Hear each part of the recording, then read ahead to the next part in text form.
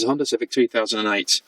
Now, to remove the stereo in this unit here, we need to remove the cover from the top of the stereo unit here by the clocks, and we need to remove the centre console along the front here. To start off with, we will remove the centre console. We have one clip, one screw for the front, and there is also one screw on the rear.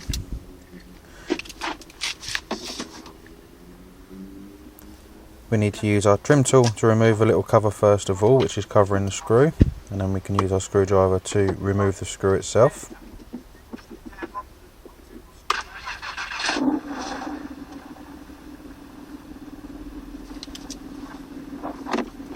Now if we go to the front of the vehicle, we can remove the screw on the centre console and remove the clip.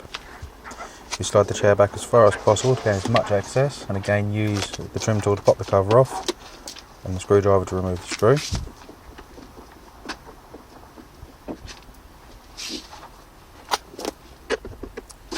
At the front, we need to remove the cover for the panel clip, which is the same as the covers for the screws.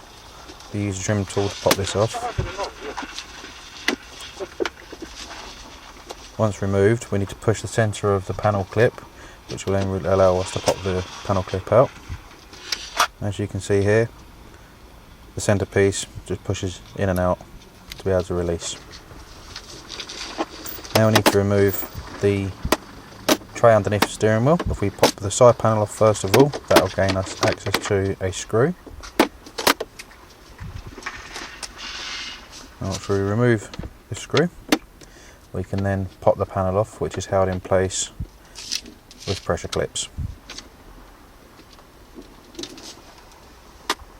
If you start by gripping the side, you can pop the side off first of all, and then work your way along the panel, releasing it.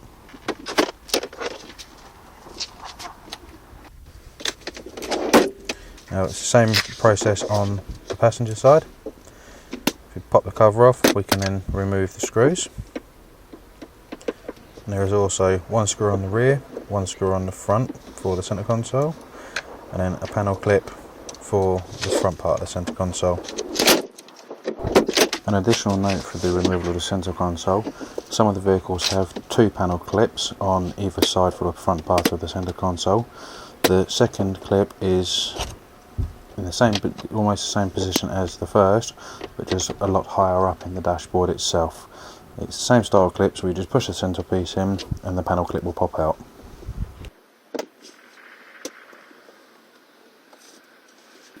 Now with all the screws removed, we can now pop the centre console out, pop the chair back as far as possible.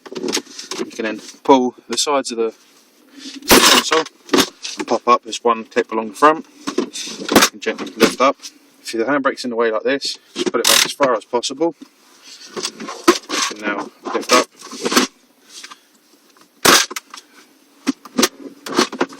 And remove the centre console. Now the next piece to be removed is a front to forward centre console here. This panel here can be removed. I don't believe it's necessary, but I always remove it out of it, so that everything's removed out of the way. That just simply lifts up with the trim tool.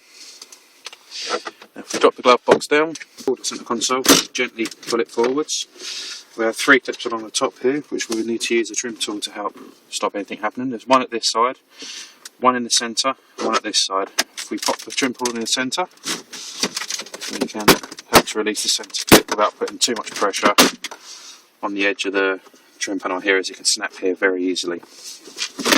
If we gently manipulate it and work it forwards,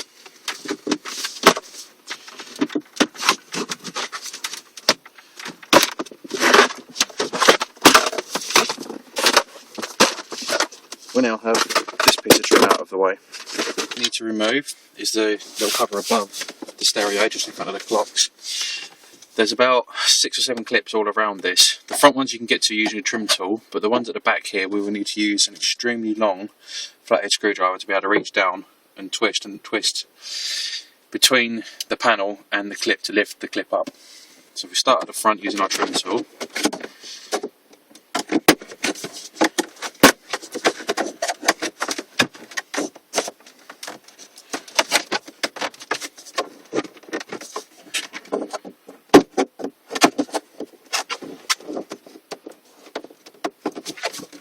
Once we can lift it up to decent height so we can see what's happening, we can start by lifting up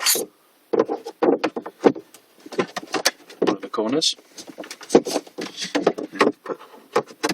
Work your way along from right to left, and you just put the screwdriver in and twist it to lift the clip up out of its housing.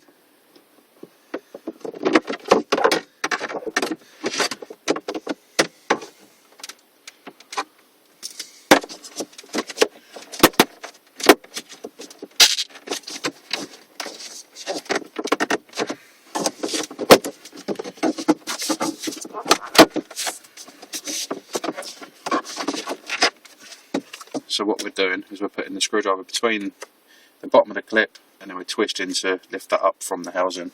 All of the panels removed. We have 3 screws along the top of the stereo, and we have 2 on the bottom of the stereo to remove.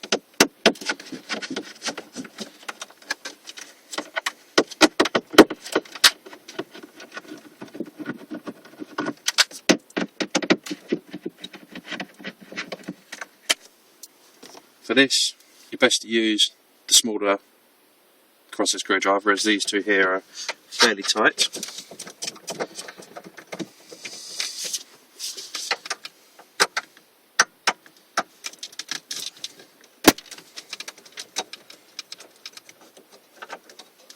The screws on the bottom are holding the bracket from the bottom of the stereo to a bracket that braces across the dashboard. With those removed, we can now pull the stereo forwards, and it's on clips. So we need to grip the front of the stereo here, slowly wiggle and work it forwards. Being very careful not to yank on it or wiggle it, because it will shoot out, as you see. Now if we lift the stereo gently from the dash, we need to be extremely careful here, as these pieces here can damage this dashboard very easily. You can now begin unplugging everything.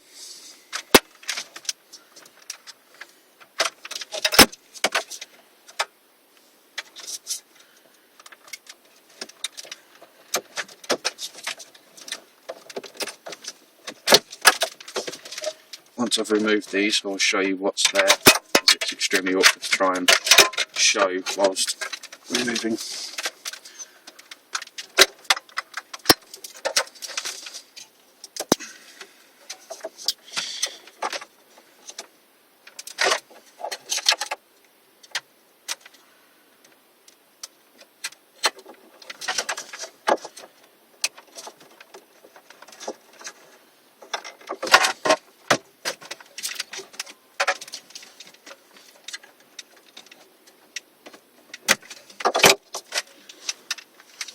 With the stereo out of the way, I can show you this loom a little bit better. So we have controls for the tuner part of the stereo at the very bottom. We then have the hazard switch here. This is connected in to the wiring loom by using a clip which holds into the housing on the stereo. So you need to press both these pins here to release this from the wiring loom. The one you see me struggling with, again, there's 2 pins on either side, here and here, that you push these in, and you can release that to release the wiring loom from the cage. Then we have the stereo control connections here, they come out. And then the aerial is a new style aerial which has a little tab on the side here to press to release.